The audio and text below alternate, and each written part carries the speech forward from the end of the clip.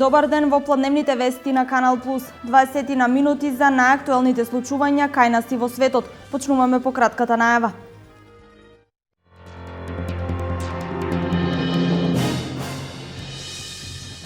Со сечењето на Джиновската пастрмалија и настапите на познати естрадни уметници, синоќ ја започна 8-то поред издание на штипската манифестација Пастрмалијада.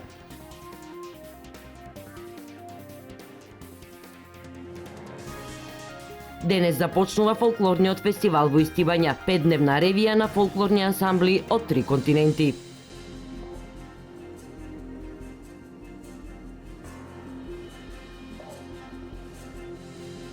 Вечерва започнува Манаки филм 36 со светска премиера на филмот Лазар кој се снимаше во Штип.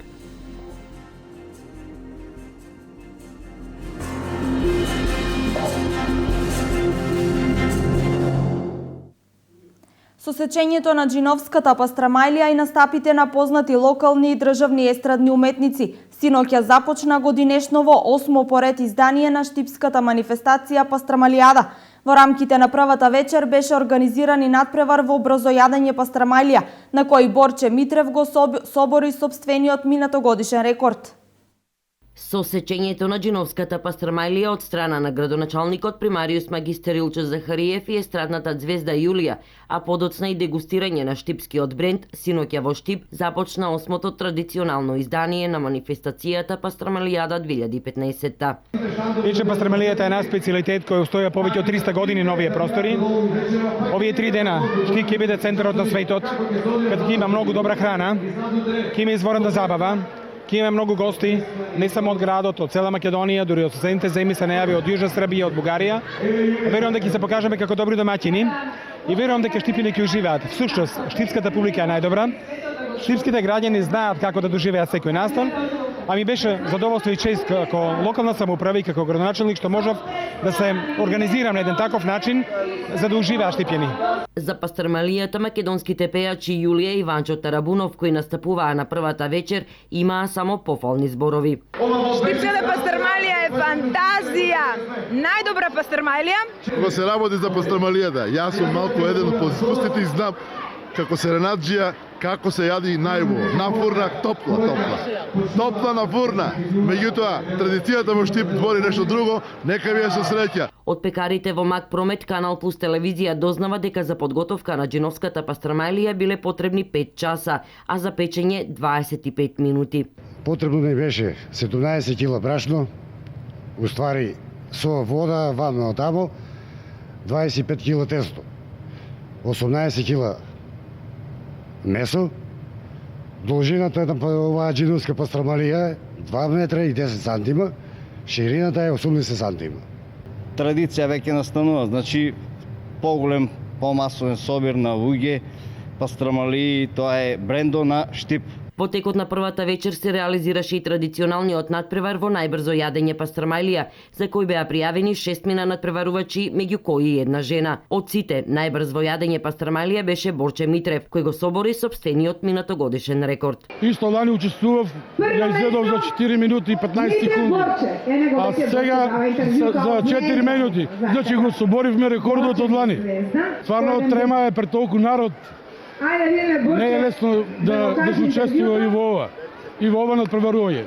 Што се однесува до вториот ден, односно денес, во тек е трката на келнери, на која ќе се избере најбрзиот келнер. Во 19 часот ќе се прогласи најдобриот штант на Пастрамалијада 2015, пошто ќе следуваат настапите на штипската група Црна тачка, потоа македонската поп дива Калиопи, за во 23 часот да започне концертот на Желјко Самарџич. Втората вечер на традиционалната штипска Пастрамалијада ќе ја затвори познатиот штипски диџеј Нино Манчини. Освен манифестацијата Штипска пастрамалијада 2015, која вчера свечено беше отворена, денес започнува јубилејниот фолклорен фестивал Истибањско здравоживо. Селото Истибања деновиве ќе биде центар на фолклорот од Европа, Азија и Балканот.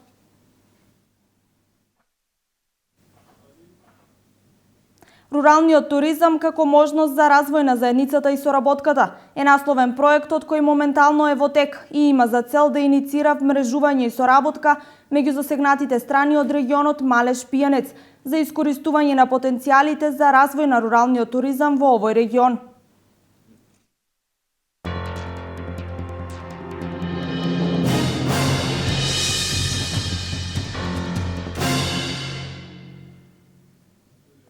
Со светска премиера на филмот Лазар на режисерот Светозар Ристовски и во главната улога на штипјанката Наташа Петровик, вечерва во Центарот за култура во Битола, свечено ќе биде отворен 36-тиот интернационален фестивал на филмска камера Браќа Манаки, кој ќе трае во наредните 10 дена, под мотото "Филмот е убав". Имено вечерва на црвениот тепих на свеченото отворање ќе продофилираат повеќе познати личности од македонскиот јавен живот, организацијата, спонзорите, но и гости од странство.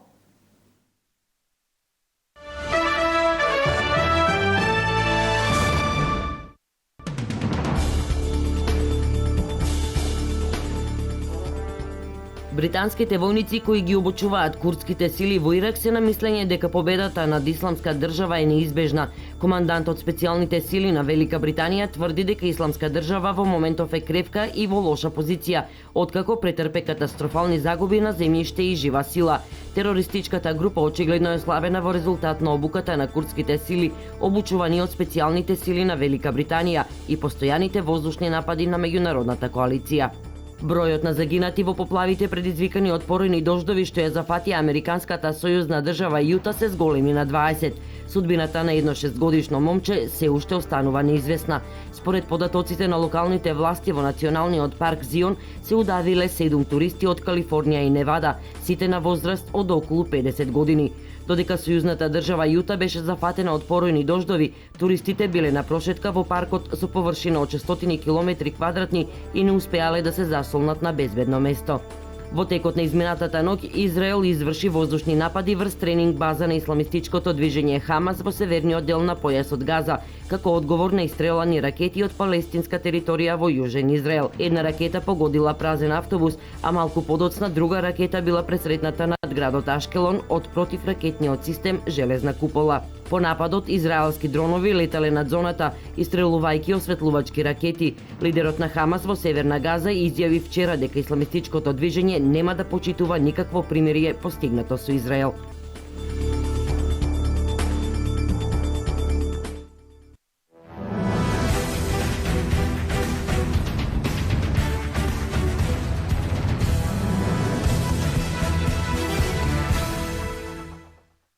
Утре ќе се одигра редовното 7 коло во првата македонска фудбалска лига. Фудбалскиот клуб Брегалница средбата со Младост Царев двор ќе ја игра денес на стадионот во Кочени, поради тоа што во недела на стадионот ќе играат Осогово и Слога Виница. За овој термин информирана и Фудбалската федерација на Македонија. По победата над Металург, Брегалница е во битка за нови 3 бода. Инаку новиот тренер Тони Јакимовски веќе од ова 7 коло ќе го предводи клубот, додека Игор Стојанов останува помошен тренер, а Александар Митрев тренер на голманите. Останатите надпревари кои ќе се одиграат во 7 коло и започнуваат во 15 часот и 30 минути се Работнички Шкендија, Ренова Вардар, Силекс Шкупи, Турново Металург.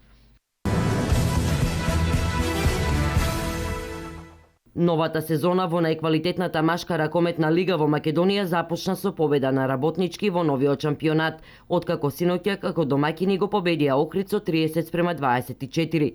На стартот од дуелот водеа гостите со 4:1, но Работнички со серија од 5:1 го презеде водството и на полувремето замина со предност од 14:11. Првото коло во ВИП Суперлигата продолжува со денешниот надпревар помеѓу Прилеп и Пелистер со почеток во 19 часот, а за недела се предвидени уште 2 дуела: Градски ракометен клуб Борец и Металург 2 и Пролет Радовиш. Колото се комплетира со надпреварот во среда помеѓу Вардар Јуниор и Металург.